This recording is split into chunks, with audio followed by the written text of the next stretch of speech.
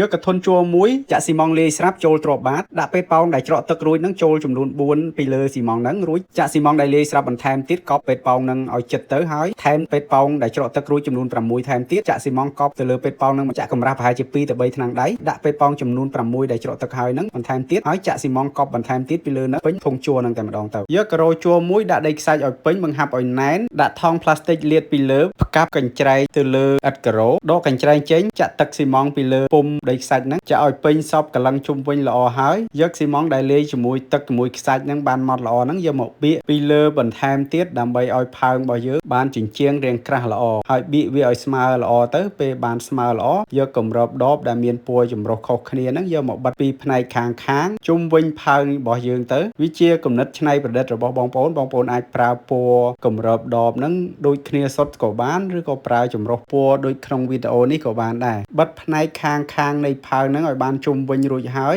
មើលទៅវាទាក់ភ្នែកទាក់អារម្មណ៍ហើយយើងចាប់ផ្ដើមទម្លុះរុនមួយពីខាងលើនេះបន្ទាប់ទៀតប្រើគម្របកំប៉ុងបាញ់ថ្នាំហ្នឹងចំនួន3ដើម្បីចាក់ស៊ីម៉ងចូលធ្វើជើងផើងរបស់យើងរួចរាល់ហើយទុកហាលឲ្យស្ងួតមកបកពុម្ពដែលយើងបានធ្វើដំបូងហ្នឹងចេញប្រើទឹកក្តៅស្រោចពីលើទៅហើយយើងចាប់ផ្ដើមបកហើយចាក់បំបែកពេទ្យប៉ោងដែលយើងបានដាក់ហ្នឹងទាំងអស់ហ្នឹងចេញទៅរុនដែលយើងបានបំបែកពេទ្យប៉ោងចេញហ្នឹងគឺយើងអាចយកទៅដាំកូនផ្កាកូនឈើតូចបានហើយអញ្ចឹងយើងមកបកពុម្ពមួយទៀតកាយដីខ្សាច់ចេញលាងទឹកវាឲ្យស្អាតរួចយើងចាប់ផ្ដើមលាបពណ៌វាលាបពណ៌តាមចំណូលចិត្តរបស់បងប្អូនយើងអាចលាបពណ៌ដូចនៅក្នុងវីដេអូហ្នឹងក៏បានដែរលាបពណ៌ក្រឡឹងសងខាងឲ្យហើយទៅបន្ទាប់ពីយើងលាបហើយយើងអាចយកហាលវាឲ្យស្ងួតពណ៌ដែលយើងបានលាបហ្នឹងហើយយើងអាចដាំកូនឈើតូចដាក់ដីខ្សាច់ដាក់អីដាំកូនឈើកូនផ្កាតូចអញ្ចឹងណាតមកយើងយកមួយទៀតយកមកតម្កល់លើហ្នឹងក្រោយនេះយើងអាចដាំកូនល្មៀតកូនឈើអីក៏បានដែរ